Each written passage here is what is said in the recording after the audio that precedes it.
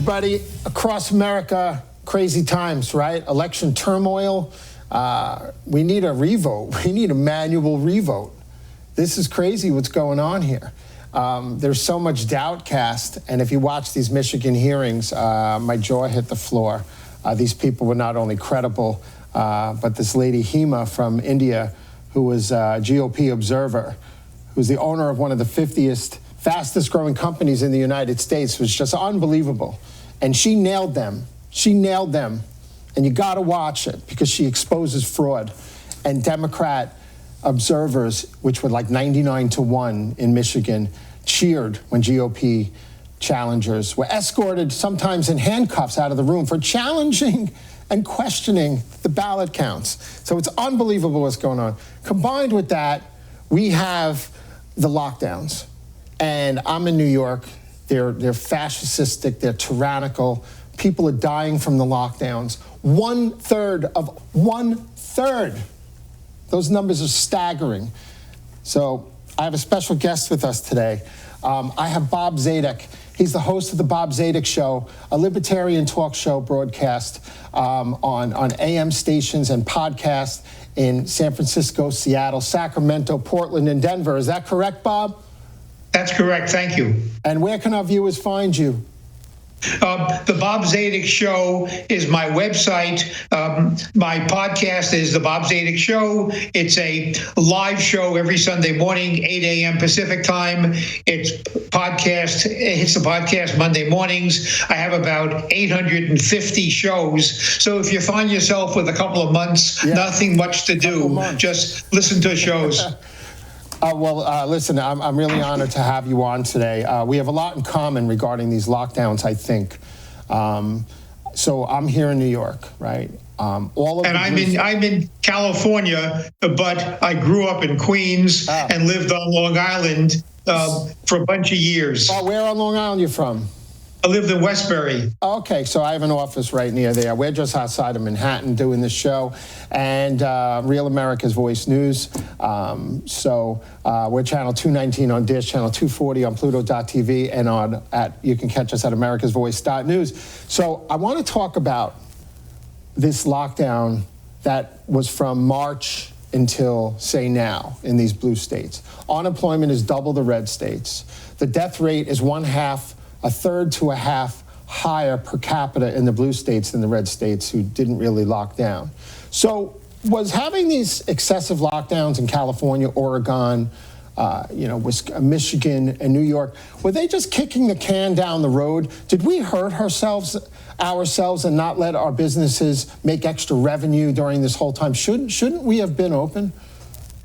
Well, of course we should have, and I'll answer the question on two levels because it's important that our viewers understand there are two different levels of analysis. Number one is the medical, and even from the medical standpoint, it's not clear, and that's important that it's not clear that the lockdowns had a beneficial effect. But more importantly than that, there is the economic effect.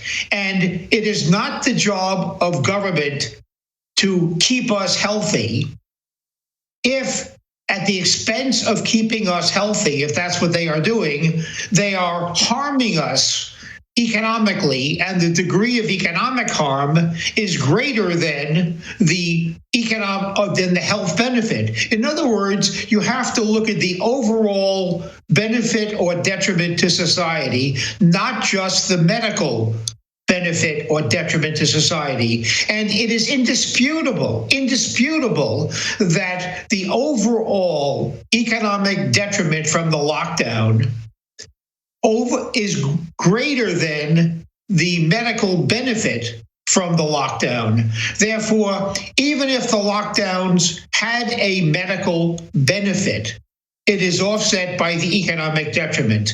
And what happens is when you have elected officials from Biden on down who say, let's follow the science, the next question an informed voter has to ask is, hold it. Which science? The science of economics? The science of health? or the overall benefit to society, weighing both sciences. And what elected officials did, they found somebody with a white coat and a stethoscope in the pocket to stand in front of the camera and talk about death and dying and despair. They didn't have any economists in front of the camera. There was no economist ever in the news for 7 months. You had to find them on blogs. Well, and that was the defect in the policy. Yeah, so I agree with that. And I've read a study from months ago, I think it was out of the Hoover or Stanford University, that said we're going to lose 93 million years of life in the United States from these lockdowns. It's kind of like a Marxist socialized medicine concept. It's a redistribution of illness, you know. So, we know that opioid use is up to 40% in places. We know that we may lose an additional 30,000 people from COVID, from opioid deaths in this country. I'm sorry about that. And we also know that many people haven't been going to the doctor for breast cancer treatment, early detection, diabetes. People are not getting treated. People are losing limbs. They're letting infections fester, strokes, and the mental anguish of a business owner, never mind like the mental health of our children and alcoholism and domestic abuse, and you could keep going on and on and on. I think we lose way more people down the road than the COVID's going to kill. There's no question, but there's another issue that as a libertarian, I'm very sensitive, and I plead with our audience to be equally sensitive, and that is the issue of personal liberty. The lockdown did something to Americans which never was done before in 231 years of the history of our country. And what it did was it subjected Americans who were not sick and who did nothing wrong to house arrest. Now, that's never happened before. Never. There have been quarantines, but quarantines quarantine the sick, not the healthy.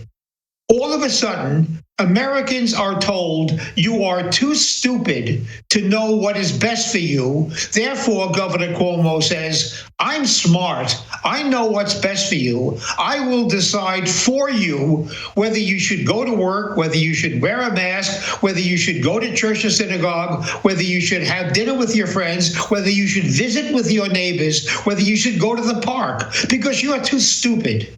And that's the progressive orientation. Average people, which means non-politicians, are too stupid to run their lives. And therefore, the wise elite in government, simply because they got elected, that somehow makes them smarter. Man, do I resent that. Well, for whom the bell tolls behind you.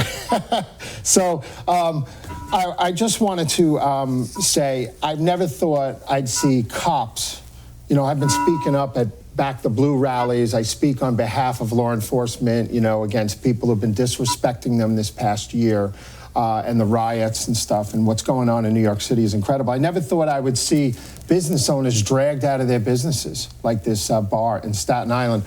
We have just a minute or so left. You want to talk about that incident at Mac's Public House in Staten Island?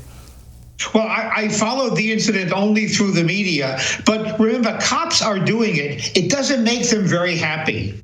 Policemen, when they took the oath to wear blue and to protect us, the oath they took is to protect us from bad guys, not to protect us from ourselves. So, as you know, because you and I both support law enforcement is doing this because they are directed to do so by their superiors, who themselves are directed to do so by the politicians. And it is offensive to the police, as it is offensive to us, that they have to carry out these unpleasant, distasteful tasks just because an elected official orders it to be done. Right. Well, it's truly incredible. I never thought I'd see the day. I went to the Soviet Union, and people used to be dragged out of their house for buying a VCR or a refrigerator when it was still communist when I was there. So I don't know if it's much different here right now. I really don't. Bob Zadek, I want to thank you so much for coming on the show. Tell our listeners where they can follow you on the web and on the radio. Well, so long as you don't stalk me, you can follow my podcast every week. It's a 1 hour show, no commercials, 1 hour uninterrupted interviews with very smart guests. The Bob Zadek, ZADEK show. That's the podcast. If you like live, it's live streamed nationally Sunday morning, 8 to 9 a.m. Pacific time, and it's in 8 a.m. Pacific Coast markets. Thank you so much for giving me the opportunity. All right, Bob. Bob Zadek, everybody from the Bob Zadek Show, thank you so much. I want to have you back because this is really important. Civil liberties. Well, I'll just stay now. I have nothing else to do. I'll just hang around for another hour. Well, I'm up for a hard break, but thank you so much. I really appreciate it. Thank you. It's a pleasure to be here. Welcome, Bob. Everybody, that was Bob Zadek from the Bob Zadek Show, author of Essential Liberty, Finding Freedom in a Post-COVID World. You can go online and get it. And so do we have time for another story, or we're going to a break? All right, this is David Zere. You're watching Breaking Point on Real America's Voice News. We have a great guest. We have a black conservative American. We'll be right back. She's wonderful, Kathy.